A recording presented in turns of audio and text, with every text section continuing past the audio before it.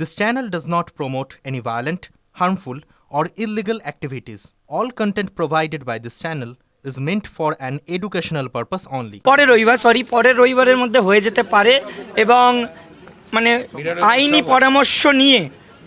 পরামর্শ নিয়ে সোমবার নাগাদ উনি সেটা পাবলিশ করবেন পরের সপ্তাহের সোমবার। ইয়েস, 21 তারিখ, মোস্ট প্রবাবলি 21 তারিখ। আর 22 লক্ষ ওএমআর যেটা বলা আছে, টোটাল পরীক্ষার্থী যারা ছিল তাদের ওএমআর পাবলিশের কথাও আমরা বলেছি। তো ওনারাও সেটাও বলেছেন যে সেটা তো আছে, আইনি পরামর্শ নেবেন। যদি ওনারা মানে পজিটিভ বার্তা দেন যে কোনো অসুবিধা নেই, তাহলে অবশ্যই সেটাও পাবলিশ করা হবে। এবং যেটা ব্যাপার হচ্ছে মিরর ইমেজ, যেটা আমরা বলেছিলাম, সেটা ওনারা এটাই জানালেন যে মিরর ইমেজ তো নেই। কারণ মিরর ইমেজ যদি থাকতো তাহলে সিবিআই নিশ্চয়ই খুঁজে পেত। যেটা আছে এখন সেটা অ্যাকর্ডিং টু সিবিআই, মানে সাবমিটেড বাই সিবিআই, সেই মিরর ইমেজটা আছে। যদি সেটা হয় তাহলে সেটাও ওনারা দেবেন, কিন্তু যদি মনে হয়। এই তিনটে দাবি আমাদের ছিল, তারা এই তিনটে উত্তর আমাদের দিয়েছে।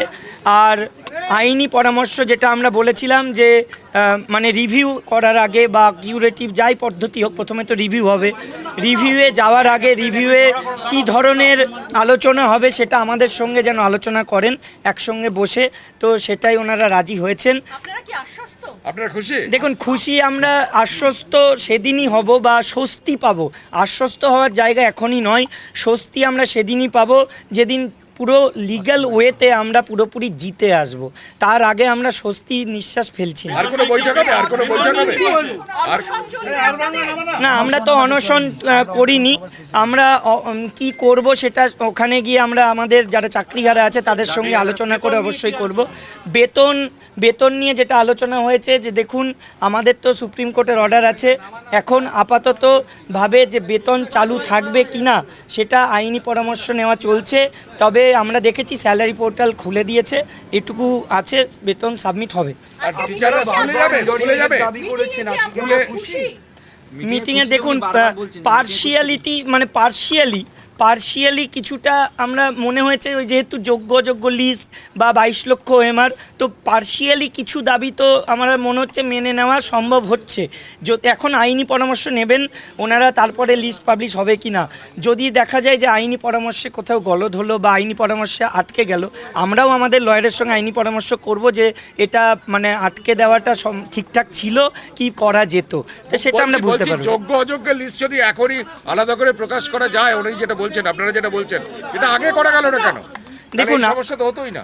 দেখুন, আমরা তো আগেও চেয়েছিলাম যে করা হোক, কেন করা হয়নি, কেন করেনি সেটা তো আমরা বলতে পারবো না। কিন্তু আমরা এখন, হ্যাঁ আমরা বলেছিলাম, তো তখন বলেছিলেন যে মানে কোর্টের অর্ডারে এমন কিছু আলাদা ছিল না, মানে চাইনি।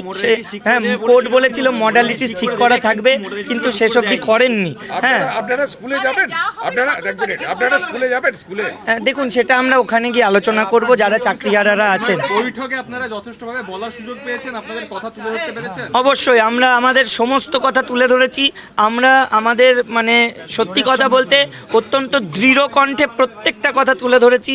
ওখানে সমস্ত বিষয়ে আলোচনা হয়েছে, এমন একটা পয়েন্টও আমরা বলতে পারিনি এমন হয়নি। কসবার ঘটনা নিয়ে আমরা বলেছি, তো এটাই বলা হয়েছে যে এটা মানে কোনো রকম বাঞ্ছনীয় নয়, এটা ঠিক হয়নি। হ্যাঁ, এটা একটা সত্যি বাজে ঘটনা ঘটেছে। আমরাই বলেছিলাম যে এরকমভাবে করা হলো, এটা তো আমাদের ওপর ঠিকঠাক একটা মানে প্রহার করা যাকে বলে শিক্ষা জগতের ওপর। তো ওনারা সবাই বললেন যে এটা ঠিক হয়নি, আমরাও এটা দেখেছি।